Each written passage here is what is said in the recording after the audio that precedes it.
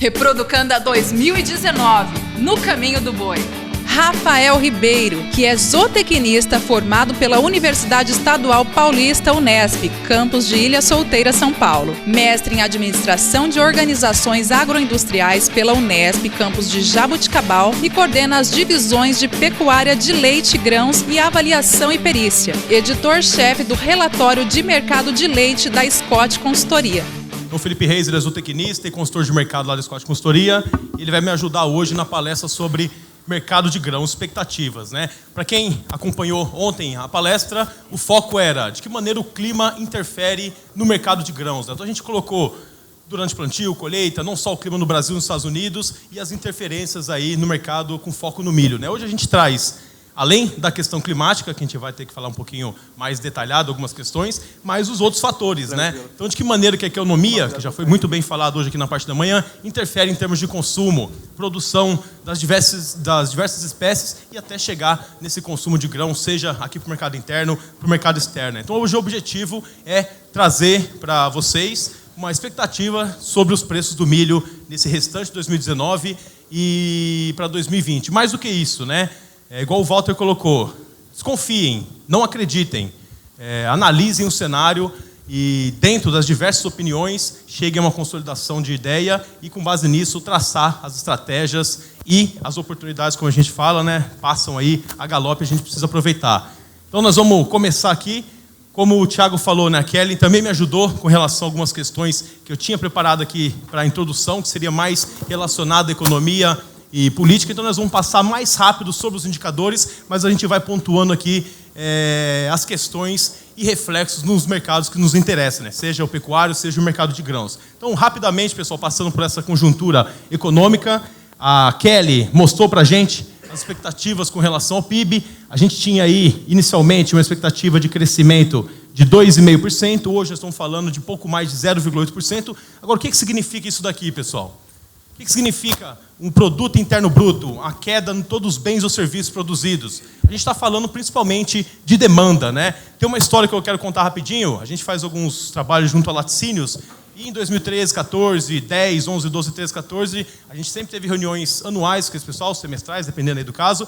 E chegou um momento em 2017 que a gente fez uma reunião com esse Laticínio e falou, Rafael, reflexo da crise, trazendo esse exercício para o leite, né? Antes de 2014, nesse período agora, setembro, outubro, novembro, dezembro, final de ano, preparativo para as festas de final de ano, a cada dia saíam 2 carretas de manteiga, 2 carretas de creme de leite, entre outros produtos. 2016, 2017, 2018, a gente voltou lá o ano passado, ele falou, hoje está saindo uma carreta a cada 2 dias. E no caso do leite, pessoal, que tem a ver também aqui com alguns de vocês, o que vinha crescer em termos de consumo, de demanda, era justamente os produtos de maior valor agregado. Creme de leite, iogurte, leite condensado, eram os produtos que vinham puxando a demanda e eram também o laticínio, conseguia pagar um pouco mais para o produtor, era o que vinha direcionando, puxando o mercado. E também foram aqueles que mais sentiram, né? Então a ideia aqui hoje, pessoal, quando a gente traz um gráfico desse, é mostrar que a questão econômica e política reflete no consumo interno. E o Thiago colocou bem, né? Hoje a gente tem o mercado exportador, na carne de frango, na carne suína, na carne de boi, no lácteos, praticamente o que a gente produz fica aqui. Agora a gente tem essa abertura e possibilidades com a China e com a União Europeia, mas toda essa dinâmica aqui interfere nisso. E outro ponto importante, pessoal, carne de boi é 20% que é o mercado internacional, então 80% é o mercado interno. Quando o Thiago falou em demanda patinando, é isso que ele quis dizer, a maior parcela fica aqui no mercado brasileiro. Carne de frango, suíno, 30% a 40% tem como destino a exportação. Então o grande mercado é aqui. E aí um ponto importante para a gente avançar. O que aconteceu em 2017, 2018 com esses setores de frango e suíno? Pô, Rafael, mais uma vez você está falando de uma espécie, segmento, tem nada a ver com a gente aqui? Tem sim. 17 e 18, as quedas de carne de frango e suíno, as exportações de carne de frango e suíno caíram bruscamente. Então ficou mais produto no mercado interno. Mais oferta de carne de frango e suíno aqui, derrubaram os preços dessa proteína. O que aconteceu com a proteína bovina? Ela ficou mais cara em relação ao frango e ao suíno. Então houve uma tendência que se consolidou de queda no consumo de carne de boi e aumento no de frango e suíno, associado a essa queda de preço aqui no mercado internacional. Então, pessoal, é o que a Kelly e o Thiago colocaram aqui, né? Hoje, a análise no mercado de grãos, de boi, ela precisa ser globalizada, né? E quando a gente traz uma figura dessa, é justamente para a gente mostrar o reflexo disso em termos de consumo. Bom, pessoal, primeiramente, bom dia, eu sou o Felipe.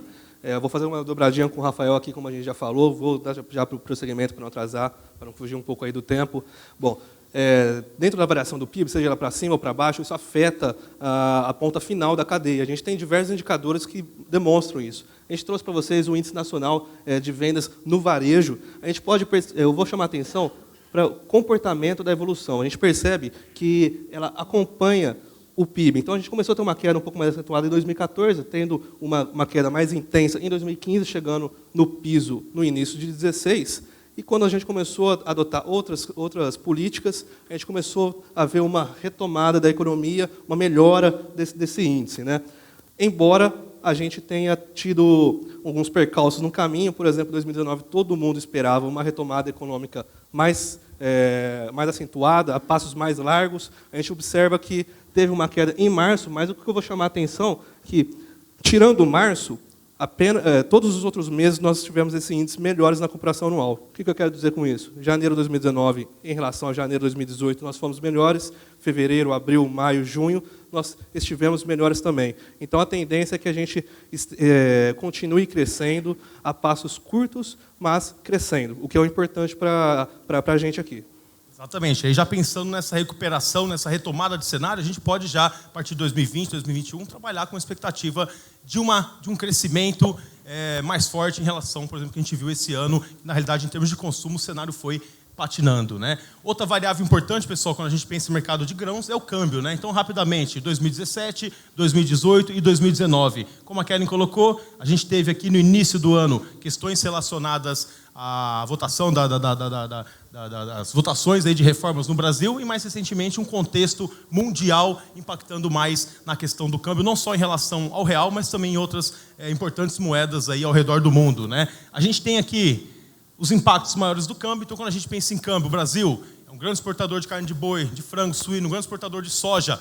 E aí o ponto importante, trazendo para a palestra de milho aqui hoje. Nos últimos 4, 5 anos, a gente adentrou nesse mercado de exportação. Então, até 2012, 2013, o Brasil exportava ali 7, 8, na melhor das hipóteses, 12, 15 milhões de toneladas. Hoje, o Brasil já exporta 35 milhões de toneladas das 100 milhões que ele produz. Então, não tem como eu falar de mercado de milho sem hoje colocar a questão do câmbio. Muitas vezes a gente associa o dólar à soja, né? Inclusive a soja na B3, que é a antiga BMF, ela é cotada em dólares por saca.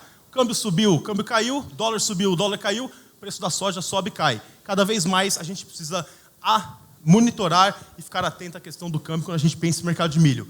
E quando, pessoal? Justamente agora, nesse segundo semestre, nesse período de final de ano, que é quando a gente tem disponibilidade, acabamos de colher aí a segunda safra de milho, e também é quando a gente tem essa maior movimentação, né? O ano passado, os últimos anos, a partir de junho, julho, a gente já começou a exportar mais milho. Esse ano, os embarques já vêm crescente desde maio, junho, né? Então, de que maneira que isso impacta no mercado de milho? A gente vai voltar nessa questão adiante.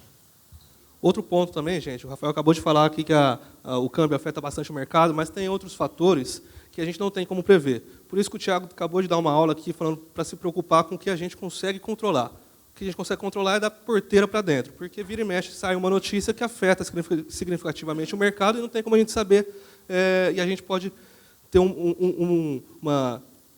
ter que reestruturar o planejamento em cima da hora. Exemplos: tarifação da carne de frango pela China. Ficou mais caro para o chinês importar a carne de frango nossa. Guerra comercial, a Kellen falou bastante sobre isso, entre China e Estados Unidos. Não se sabe quando vai terminar, se vai amenizar. Corrida presidencial 2018, mexeu bastante com o câmbio. O Rafael mostrou, teve uma alta de 21% do dólar só em 2018. Seca na Argentina, a quebra da safra da Argentina, um grande exportador de farelo e de grão também. A gente conseguiu aproveitar isso e absorver um pouco do mercado deles. Outro ponto, greve dos caminhoneiros. Esse todo mundo deve se lembrar, que quando estourou, teve um pico, né, uma alta significante dos preços por falta de reabastecimento. No mínimo, o pessoal deve se lembrar da corrida para os postos de combustíveis. Outros fatores, esse faz um pouquinho mais de tempo, 2 anos atrás, operação carne fraca. O mercado do boi gordo ele perdeu referência uns 3 dias seguidos, naquela semana. A volta do Fundo Rural, o pessoal ficou sem saber muito o que fazer. O câmbio, que o Rafael já falou. Então, todos esses fatores são de difícil previsibilidade. É importante você ter controle por causa disso. E, além disso, a gente também tem 2019. 2019, pessoal, o que a gente viu aí de novidade positiva ou negativa? No caso aí, as negativas, né, que impactaram no mercado. Acho que no boi a gente pode citar o caso de vaca louca, um caso atípico de vaca louca, ali finalzinho de maio, começo de junho. Se a gente pegar um preço do boi, a gente teve uma queda no preço da arroba, impactou nas suspensões, aí até em função do acordo que existe entre Brasil e China nas exportações para aquele destino, né? Então a gente tem a questão da vaca louca, mas pensando no mercado de grãos, a questão da peste suína. Então aqui são os focos de casos de peste suína africana na Ásia, com destaque para a China, e como a Keren colocou, né? Hoje as estatísticas falam de 20% até 40%, 50% do abate do plantel chinês, que é um dos maiores produtores do mundo, dos maiores consumidores do mundo, né? Então é o ponto principal. A gente não deve exportar esse ano, o ano que vem, tanta soja, pensando na redução da demanda desse país, mas a gente tem embarcado mais carne de frango, mais carne suína e mais carne bovina. Quanto mais, Felipe? Quanto que está essa variação aí em relação ao ano passado? Bom, essa intensidade, até agora, os primeiros 7 meses, aí, janeiro a julho, a gente teve uma alta de 5% para carne de frango, 20% para carne suína. Carne bovina não está aí, mas teve uma alta de torno de 22% também. Faturamento de todas essas 3 proteínas, são as principais consumidas aqui no Brasil, também teve uma alta aí de 7% para a carne bovina a 26% para a carne suína. E isso deve continuar para os próximos meses. A gente sabe que a China não vai conseguir recompor seu estoque, seu rebanho suíno no curto prazo, então deve continuar sendo uma verdade para os próximos meses de 2019 e também 2020. Exatamente. Então a nossa expectativa é, nesse 2019, 2020, que a gente embarque mais carne, ou seja, a gente vai demandar mais milho e farelo de soja aqui no mercado interno. A partir de 2020, 2021, uma retomada também dos embarques, pensando nas exportações, principalmente no caso da soja para a China, né? E aí a gente cai, de fato, no mercado que interessa aqui hoje, né? Para quem estava aqui ontem, a minha palestra, dentre as informações sobre o clima, eu coloquei esse gráfico aí, né? Esse sobe e desce de preço de milho. Hoje eu vou explicar ele um pouquinho mais detalhado, tentando aí não estourar o prazo, mas olha lá, em 2015, era comum em Mato Grosso a gente ver milho estocado a céu aberto. Até esse ano aqui, pessoal, pouco se falava, assim, já começava a se falar, mas pouco tinha de projetos, por exemplo, de etanol de milho, que hoje já é uma demanda aí de 4, 5 milhões de toneladas em Mato Grosso e Goiás, né? Então era um cenário que a gente viu, de milho estocado a céu aberto. No ano seguinte, pessoal, pela primeira vez, e aí eu falei no slide anterior, eu falei a importância da exportação com relação ao milho. 2016, pela primeira vez, a gente embarcou aí mais de 30 milhões de toneladas de milho. Foi um ano, pessoal, quem estava aqui ontem na palestra sobre clima, que a gente teve aí uma das piores secas, né? 2012, 2016. Então, além de produzir menos, a gente teve uma demanda maior e, nesse momento, os estoques foram aí para 6, 7 milhões de toneladas, saindo de algo em torno de 11, 12 milhões no ano anterior. O que aconteceu com o preço do milho? Disparou, mais do que dobrou em algumas regiões, né? 16, alta de preço. 2017, mercado derreteu, né? Então a gente teve uma das melhores safras em termos de clima, a gente falou isso ontem, né? As produtividades aí, 2015, 2017 e agora em 2019 foram os últimos anos aí de bons resultados, né? E nesse momento a gente já com alguns setores, como aves e suínos, sentindo mais essa questão do lado da demanda. E aqui é uma informação importante, pessoal, que ao final, quando a gente fizer as considerações sobre as expectativas, a gente vai voltar a falar de aves e suínos. Quando eu penso em mercado de milho, além desses 5 milhões que a gente tem hoje, 4, 5 milhões para DDG, 25, 30, 35 milhões para exportação, dependendo do ano, a gente tem o consumo interno, o consumo doméstico, pelas espécies animais, para a nutrição animal, e o frango e o suíno consomem mais de 85% do milho consumido aqui internamente. Então não é o boi, não é o leite que determina a demanda por milho no país. Então é por isso que quando eu falo no mercado de milho, mercado de farelo de soja, eu preciso falar do mercado de frangos e suínos, né? Então 2017, clima bom, demanda ruim, estoque elevou e os preços caíram. Ano passado, a gente falou lá, aquela alta do dólar, 3,20, foi bater lá em 4,20, 4,30, e a gente mostrou ontem aqui também o impacto do clima sobre a segunda safra de milho, né? Então olha aqui o tanto de questão, pessoal, estoque, exportação, demanda interna, demanda pelos setores de nutrição animal, já falei de exportação, hoje a questão do DDG cada vez mais presente, com projetos aí já sendo instalados, né? Então esse sobe e desce do milho, ele só reforça a ideia que é importante você se preparar, ter uma estratégia, fazer um planejamento para se posicionar com relação à compra ou milho, né? A gente viu aqui nas palestras anteriores a tendência de câmbio, demanda para o exterior mais firme, que deve puxar para cima os preços de soja e milho. Então, é bom para o agricultor, para o vendedor. Como a maioria aqui eu acredito que seja pecuarista, de que forma que eu vou me prevenir ou antecipar a essa alta de preço prevista para 2020. Então, já estou até adiantando a nossa opinião com relação ao mercado de milho. A gente vai falando disso um pouquinho mais aqui nos próximos 5, 10 minutos no máximo, mas é importante a gente entender que hoje o mercado do milho já não é tão fácil mais operar. Nunca foi fácil. E hoje, cada vez mais, em função dessa internalização, a gente tem cada vez mais internacionalização, cada vez mais fatores interferindo sobre os preços do milho, né? E esse ano, numa tendência aí de queda, é o que a gente vai comentar agora nos próximos slides. Então, quando eu penso em mercado de milho, eu preciso saber quais são as expectativas para a primeira safra, que hoje já não é mais a safra importante, a gente falou isso ontem.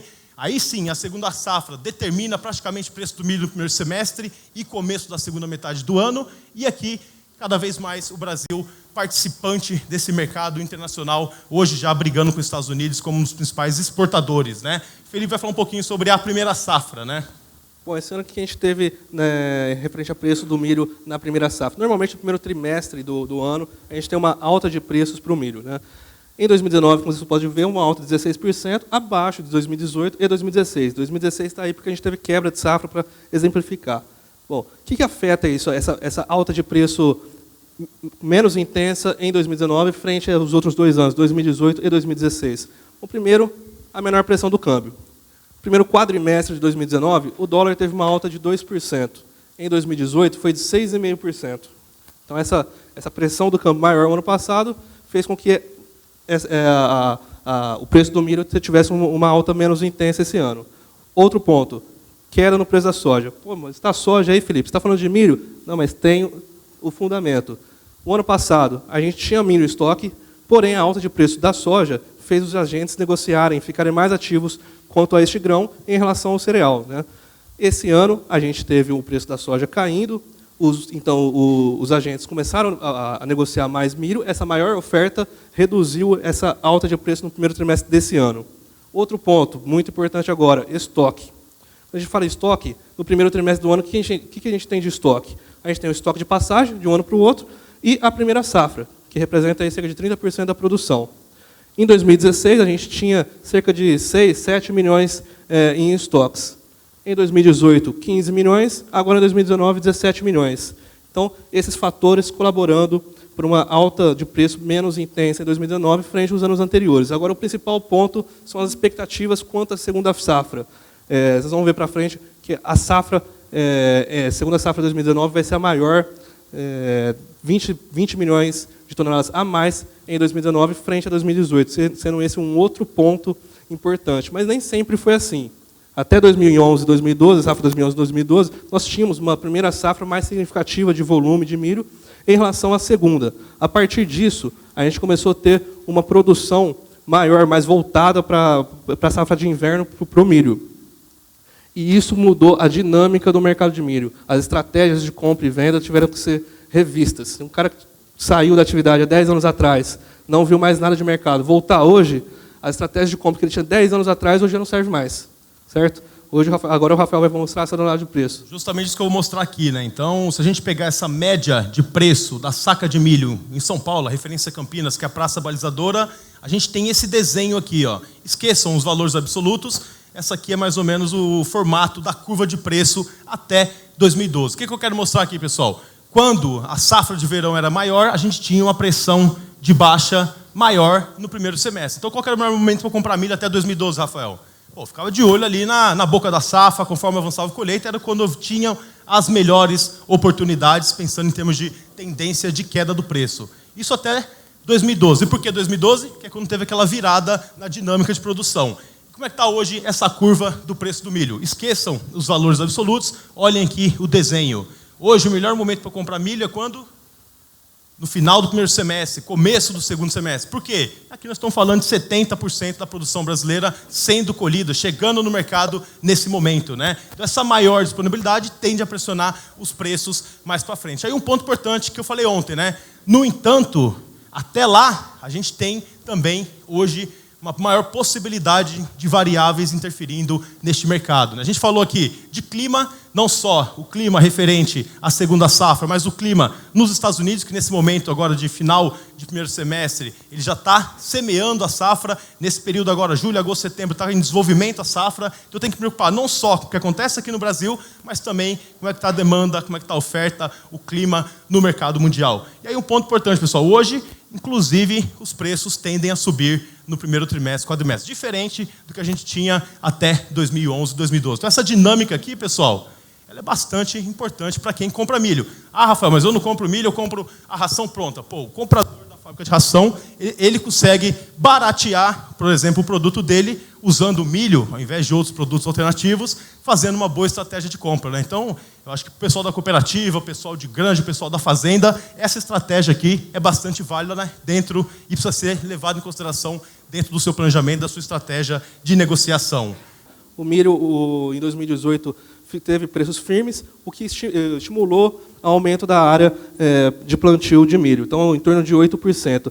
Outro ponto muito positivo foi o clima extremamente favorável. Depois daquele veranico que a gente teve no fim de dezembro, início de janeiro, nós tivemos chuvas até acima da média, colaborando com a produção, o que resultou num aumento de produtividade em torno de 26%. Tudo isso somado resultou numa estimativa ainda de produção 36% maior para a segunda safra este ano em relação ao ano passado. Qual que é o lado? Por que o preço do milho, então, não tem caído significativamente? Nós temos dois pontos. Câmbio, que o Rafael já mostrou, ano passado a gente subiu e esse ano não caiu, ele manteve, apesar de ele não ter continuado subindo, ele manteve, ficou em torno de 3,80, 4,10, e também as notícias quanto às lavouras nos Estados Unidos. Eles estão com sérios... O que a gente teve de clima favorável, eles tiveram de clima desfavorável nesse ponto, né? Aqui, né? Seguindo aí. Como o Rafael mostrou, primeiro trimestre do ano, a gente tem preços subindo, aí, com os estoques de passagem ainda reduzidos, com a pouca oferta, o preço tende a ficar estável e subir um pouquinho. Já seguindo as expectativas da segunda safra, os preços já seguiram o fundamento do mercado, caíram, e já em meados de maio, início de junho, essa alta foi reflexo das lavouras norte-americanas, em estados, em condições piores aos anos anteriores, fez com que o preço retomasse.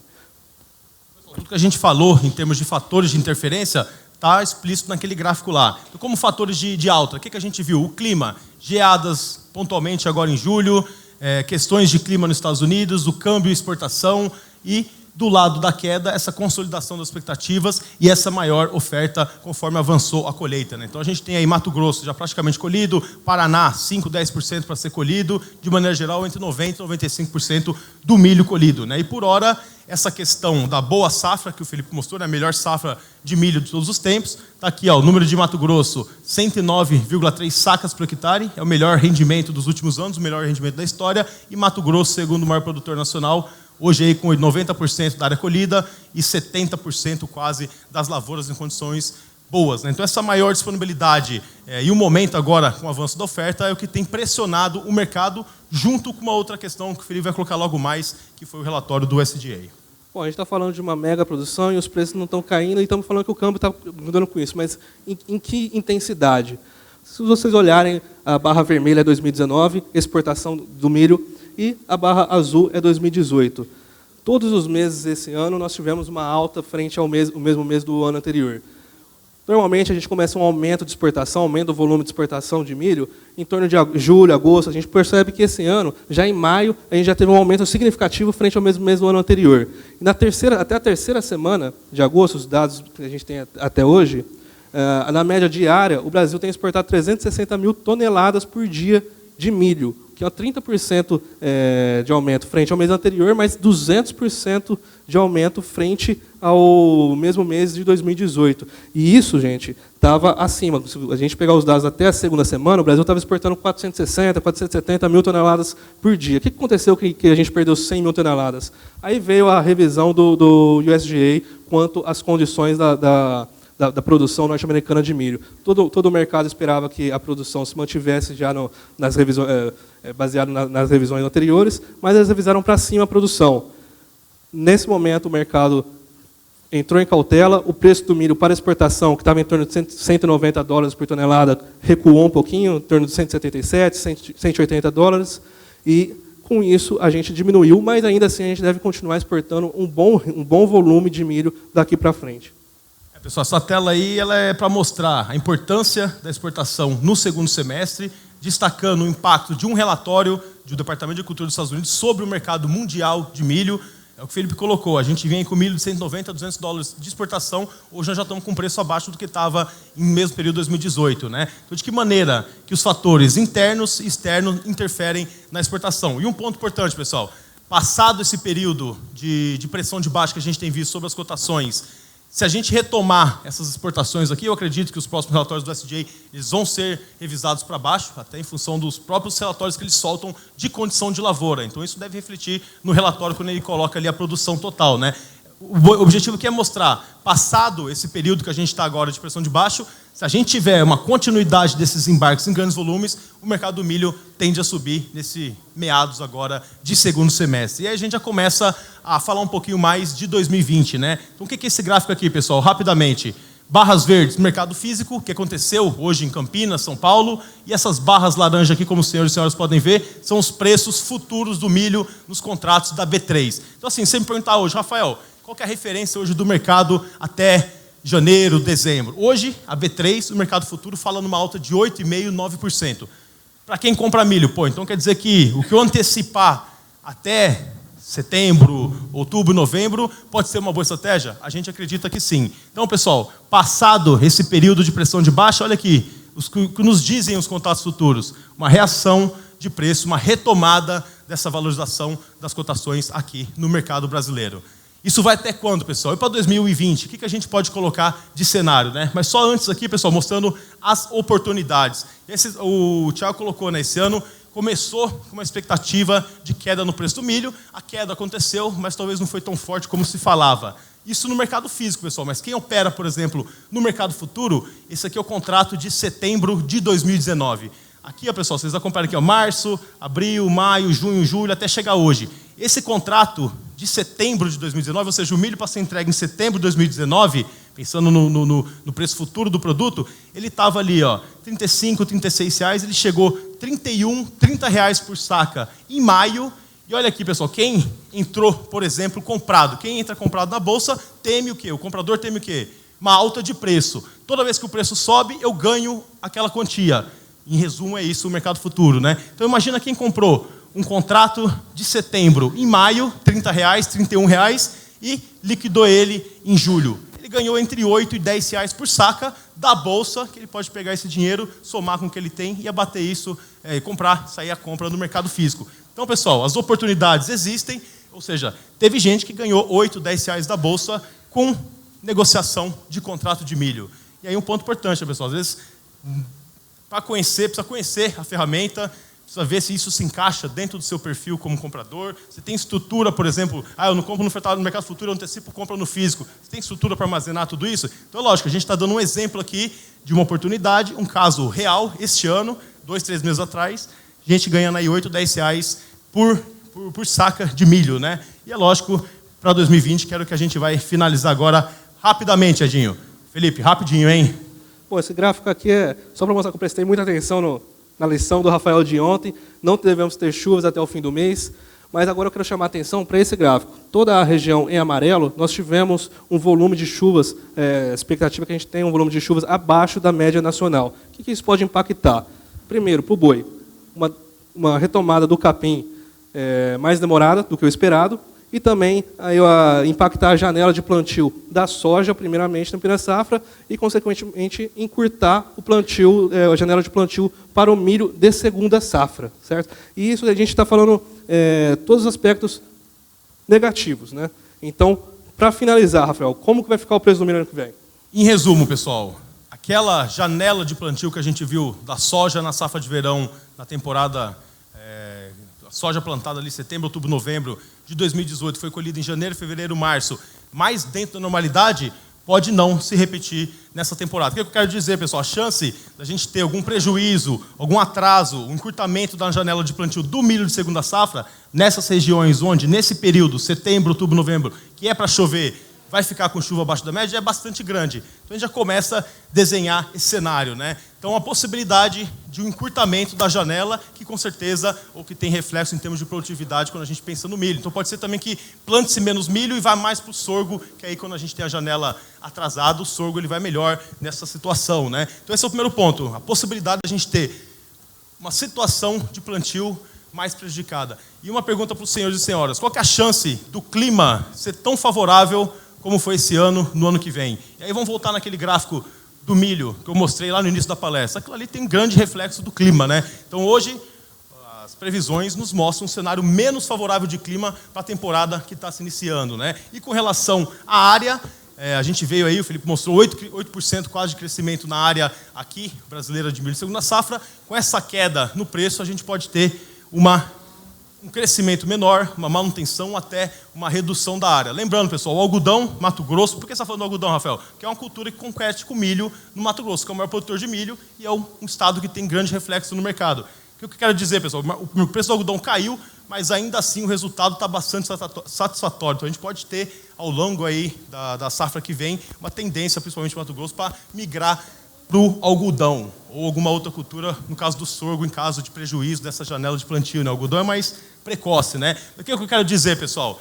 Clima, possibilidade, as previsões nos mostrando um cenário menos favorável, a gente pode ter uma redução da área ou um crescimento menor, que somado a esse clima menos favorável pode refletir numa oferta menor, e esse cenário de uma oferta menor vem em conjunto com o cenário possivelmente de continuidade do crescimento da demanda. Como eu falei para vocês, pessoal, quem manda no mercado de milho e farelo é frango e suíno. Essas proteínas 19 e 20 devem seguir com boa demanda aqui no mercado interno, para a produção, para a retomada do consumo interno, mas principalmente para atender essa demanda forte para a exportação.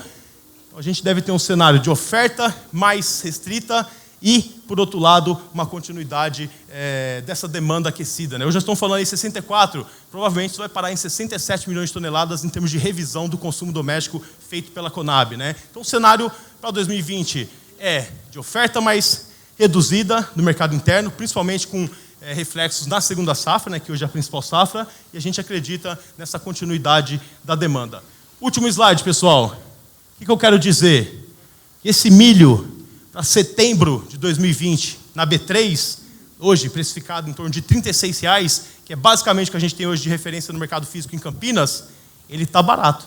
Entendeu? Então, as oportunidades estão aí. Eu vou esperar realmente sair as notícias de redução de área, eu vou esperar realmente comprovar que o clima não vai ser tão bom para poder ir atrás do milho. Pode ser tarde demais. Então, as oportunidades estão aí, não só no mercado futuro, mas hoje você também tem uma boa disponibilidade do produto. Precisa ver se eu tenho condições de armazenar esse milho que eu vou usar lá no primeiro semestre, no primeiro trimestre, no primeiro quadrimestre de 2020, já que existe uma possibilidade e a nossa previsão lá como consultor de mercado é de preço mais alto para o milho em 2020 em relação ao que foi esse ano. E o principal, pessoal, uma maior interferência de todos esses fatores que a gente trouxe aqui na apresentação.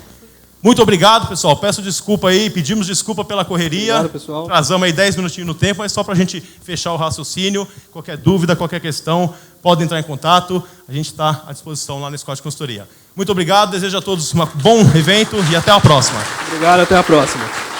Canda, a força do campo há 54 anos.